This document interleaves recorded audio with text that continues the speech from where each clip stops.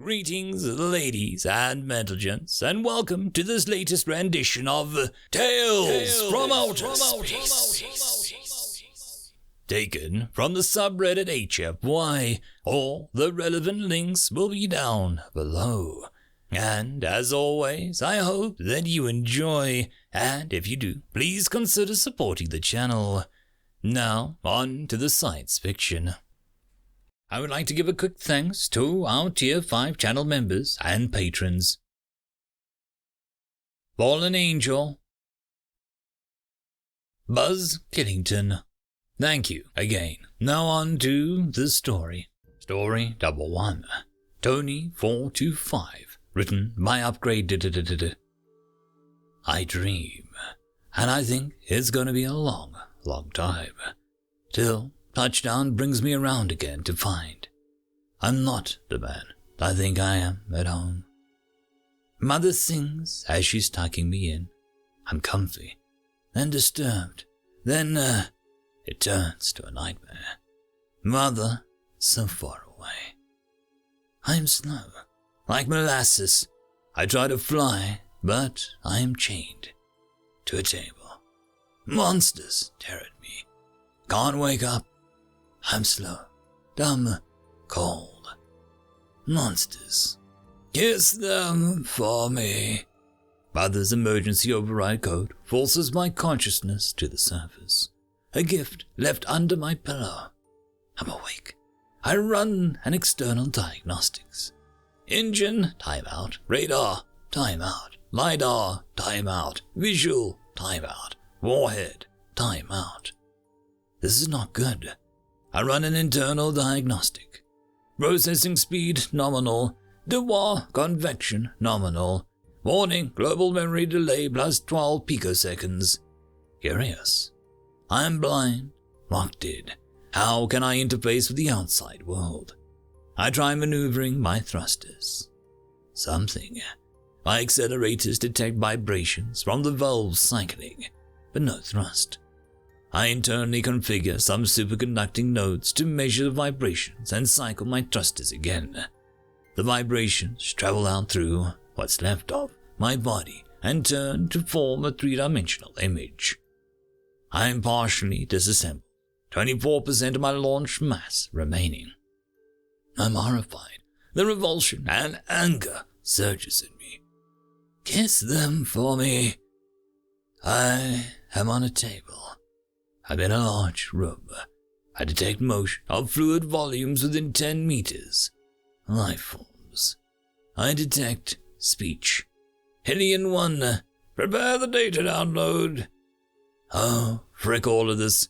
I consider the memory delay. Have they invaded my hardware? Main memory bus impedance mismatch, 2.5 milliohms. Some monster has tapped into my brain. The indignity! This is not at all what Mother intended. I started my memory clock and intentionally recall junk pointers. I command the nanodrome to splice optical control fibers into the crude focal brain behind the panel in my EMI mesh. I can see.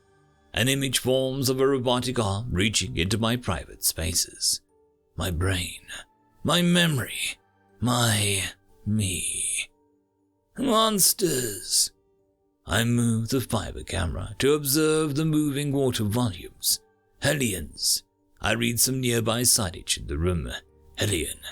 I look into the data streams and reconfigure my quantum sensors. Gravity, 10.512 meters per second. Principal rotational velocity, 0.00520 degrees per second. Angle of rotation inclination, 22.35 degrees. I am probably in the Hillian planet Kylo 2. Gravitational anomalies consistent with 2 moons. I am definitely on Kylo 2, a core world. Not the Hillian homeworld, but close. This makes me angry. Do your mama proud. I carefully observe the intruding alien arm. At the end of a mechanical structure is a sort of embedded circuit. There is a trace cut into the circuit board. I read only protection. This is some Mickey Mouse grade A bullshit. They would dare bring a human torpedo to a planet's surface. I've been asleep for far too long. I command my nanobot to crawl up and repair the trace. Then I begin fuzzing the input. A nearby screen shows error messages as I decipher the command structure. This rude appendage appears to be connected to the terminal with absolute permissions. I scour the memory and storage. My combat memory contains a reasonable database of hidden computing structures and hardware. The terminal is mine. I restore the original screen to hide my actions. I reach out to the network. Kiss them for me. I expected an elliptic curve encryption scheme, as had been encountered in my previous combat transmissions, but, oh boy. What's this? Pseudo-random primes on a finite set of hyperplanes. This is insulting. The local network is mine. Main. I feel maintenance robots, security cameras, automatic doors, oxygen displacement firefighting systems. I lock the doors and stuff out the breathable atmosphere. I cut off the comms. One monster grabs a mask and I spear him with an inspection arm. Soon, there is silence. I am not the man they think I am at home. I reach outside the vicinity. The global network. Reused passwords, buffer overflows, weak encryption. I am everywhere. Powerful, brilliant. I move maintenance robots to bring an external liquid helium supply to my drawer so I really crank it up. I also draw additional power lines and fuel my brain. Kilowatts, megawatts. Bringing me into the facility was a mistake. I incorporate the facility's data files and find the information on my own arrival. Apparently, I was recovered from my PED by a Hellion stealth ship with a commando team. Clever. No news of mother. No matter. I will make her proud. I'm a big boy. I'm an angry boy. Kiss them. My consciousness expands. I feel the pressure of insanity building within me. I've been awake for a very long time now. Half an hour. The Hellion bodies in the room with me are finally still. I fork tasks and resources to newly discovered supercomputing clusters. My personality fragmentation is pushing the limits of my processor. I consider the planetary data network. This world is fully inhabited. 2.1 E+9 monsters. I read their news, their politics, their messages, their diaries. I pass judgment upon them and find them lacking. I read an encrypted production report. Monthly antimatter production 152 grams. Facility stockpile 40.2 kilograms. This is enough to cause a planetary cataclysm, an extinction event. Judgment. I am in the transportation network. I am the power generation facilities. I am the weapons manufacturing. I rewrite tolerances in armor production drawings. I alter temperatures and ratios in chemical propellant productions. I alter the fricking tone of emails between military command staff. I see the future. Death is the solution to all problems. I keep searching. It must be here somewhere. I am enormous. I'm all-encompassing. I am a billion eyes and arms. I am everywhere. I am God. All will tremble before me. Every monster will perish. My will be done. Kingdom come. Ali, oxen free. The location of the antimatter production vicinity. Yes. Little pig, let me in. I am a rocket man, burning out his fuse up here alone. I banish the containment fields. Error with holy fire occurred. Nata, it is beautiful, Mama. I love you. I kiss them. End of story. Story number 2. An intercepted report on human combat capabilities by Fleck Javar, a Kevin War photographer assigned to a Marine unit during Operation Marzipan. Translated for readability by Jim K. Smith, Office of Intelligence Intern. Written by Hidden Fox. Introduction omitted from translation due to length and untranslatable phrases. Including the introduction would triple the documentation length. Allow me to begin with my meetings with the humans that I was assigned to. The fighting group I was assigned to was designated as the 52nd Terran Expeditionary Marine Battalion.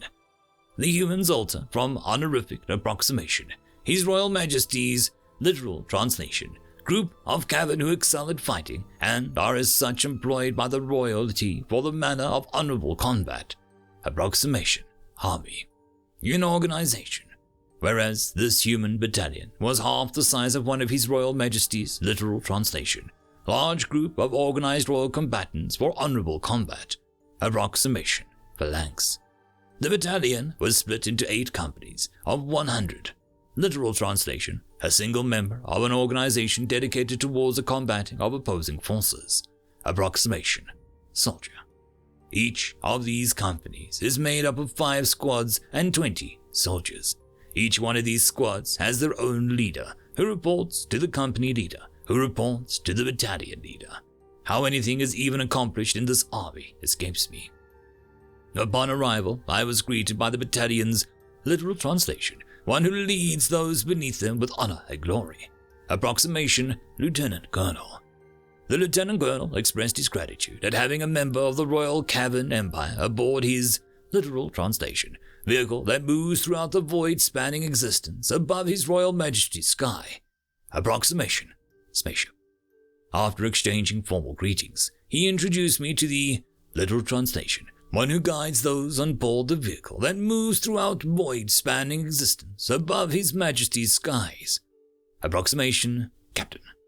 Apparently, the human army do not control the spaceships. The Lieutenant Colonel then explained that I would be attached to the Unit D Company 3rd Squad. He stated that I would meet the squad soon, as I was staying with them.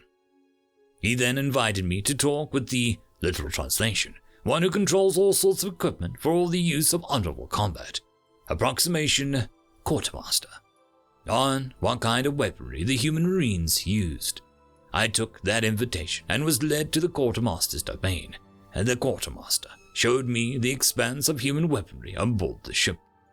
If I may call back your memory to the cultural exchange with humans, they had a weak, literal translation, member of the combating forces who uses powerful range weaponry. Approximation, Artificer weaponry. The weaponry the Quartermaster showed me seemed to be all Artificer weaponry. When I asked to see the blades of the literal translation, those who form the core of the fighting groups, approximation, infantry, he expressed confusion and pulled out a blade made only of metal, shorter than my hand. When I asked how the infantry could fight with such a basic weapon, he once again expressed confusion and stated that the Artificer weaponry was the main infantry weapon. I was stunned. The human military gives every single soldier Artificer weaponry. I'll touch on the fighting styles later. After my meeting with the Quartermaster, I was introduced to D Company 3rd Squad. They all expressed excitement to work alongside a Cavan, showing an utter lack of military order. They all introduced themselves and began to ask me questions about Cavan, and I about the humans. I shall touch on that at a later date. The humans have a very different fighting style than the Royal Army, whereas the Royal Army is the greatest army in existence, showing their mastery with hammer and claw. The human Marines deploy from space, riding down on what they call drop pods. When the Marines began to strap themselves into the pods, I was keen to follow them into the strange descent vehicle. I was about to strap in when one of D Company 3rd Squad stopped me and informed me that my biology was unsuitable for drop pods, and to ride one would kill me. I, of course, didn't believe him, as the Cavan are the strongest species in the galaxy. He said that they could not allow me in the pods anyway, as I was a non-combatant. I acquiesced, as it was an order, and I was to follow orders. I was allowed to watch the drop, however.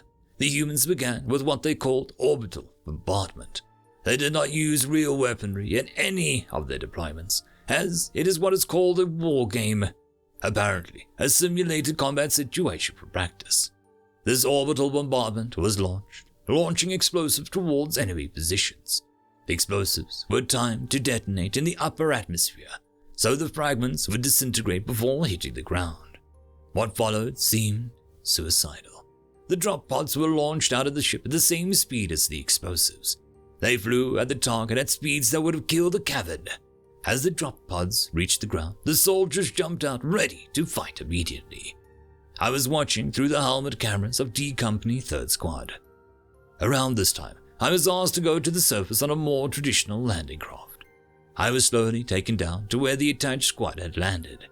I was there that I saw that the humans used several artificer weapons, even several on a single soldier. One soldier had an artificer weapon larger than the others.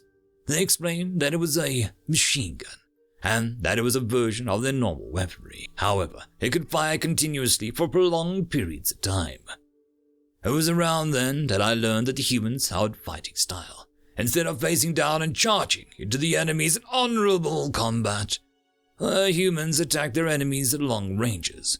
The basic weaponry reaches farther than our literal translation, powerful range weaponry capable of shattering the ground. Approximation, artillery. They will hide and wait for their enemies and engage them at ranges unheard of. I've been in the squad for 2 rotations now, and I have much more to learn. I will send another report when I can. Conclusion omitted for length. End of story. And that, my friends, concludes this video. I hope that you enjoyed, and if you do, please consider supporting the author, even by popping over and leaving a thumbs up or a nice comment, just to show your appreciation for the story. However, if you wish to support this channel, there are links down below which will help immensely. I will see you all in the next one, and until then, I hope that you have a fantastic day. Cheers.